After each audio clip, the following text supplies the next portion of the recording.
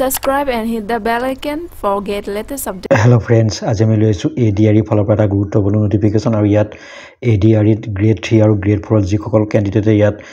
পৰীক্ষা দিছিল অৰ্থাৎ যিসকলে ইয়াত ৰিটেন এক্সাম দিছিল তেওঁলোকৰ যেহেতু 7 মাৰ্চত ইয়াত ৰিজাল্ট ঘোষণা কৰিব গতিকে ইয়াত ৰিজাল্ট ঘোষণা কৰাৰ আগতে ইয়াত দুটাকৈ ইয়াত নোটিফিকেশন প্ৰকাশ কৰিছে গ্ৰেড 3 আৰু গ্ৰেড 4 ৰ বাবে আৰু আমি সেই নোটিফিকেশন কেটাত কি আছে লগতে ৰিজাল্ট কেনেকৈ চাব লাগিব কাট অফ কিমান যাব ইয়াত ডিটেইলছ ভাবে আমি দেখাম গতিকে ভিডিও স্ক্ৰিপ্ট নকৰাকৈ আৰম্ভণি পৰা শেষলৈকে চাই যাব আৰু আমি ফাৰ্ষ্টতে ইয়াত গ্ৰেড 3 ইয়াত নোটিফিকেশনটো দেখাই দিছো ইয়াত গ্ৰেড 3 যেটো ৰিজাল্ট সেই ৰিজাল্টটো ইয়াত 7 মাৰ্চত যেটো ঘোষণা কৰিব বুলি ইয়াত উল্লেখ কৰিছিল গতিকে ইয়াত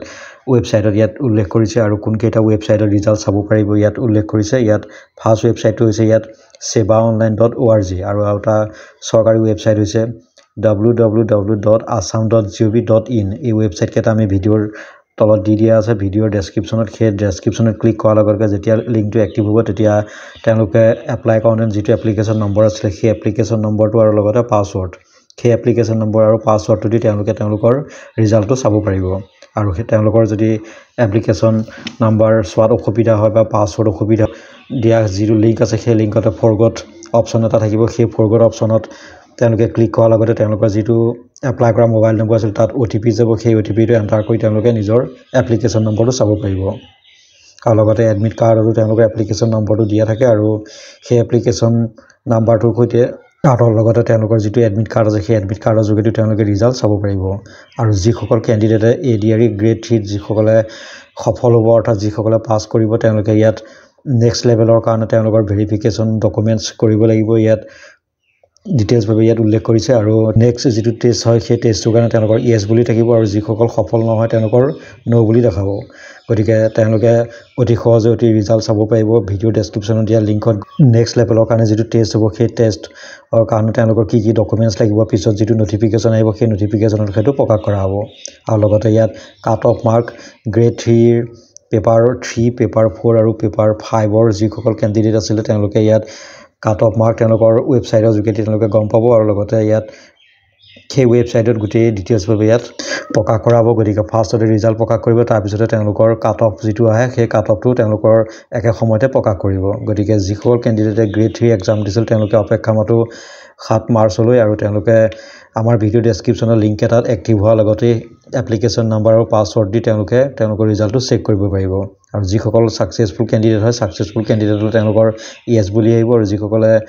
সফল নহল তেওঁলোকৰ নো বুলি দেখাব গতিকে এটা এটা গুৰুত্বপূৰ্ণ নোটিফিকেশন আছিল গ্ৰেড 3 বাবে ফৰটো ইয়াৰ ৰিজাল্ট একেদিনে ঘোষণা কৰিব 7 মাৰ্চ অৰ্থাৎ 7 মাৰ্চ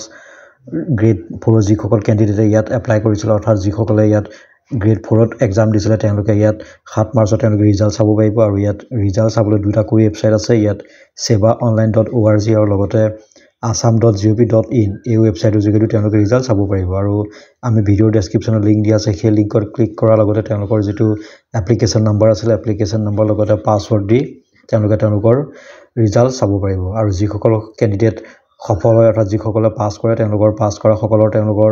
ইয়াত ইয়েস বুলি আহিব লগতে তেওঁলোকৰ নেক্সট যেটো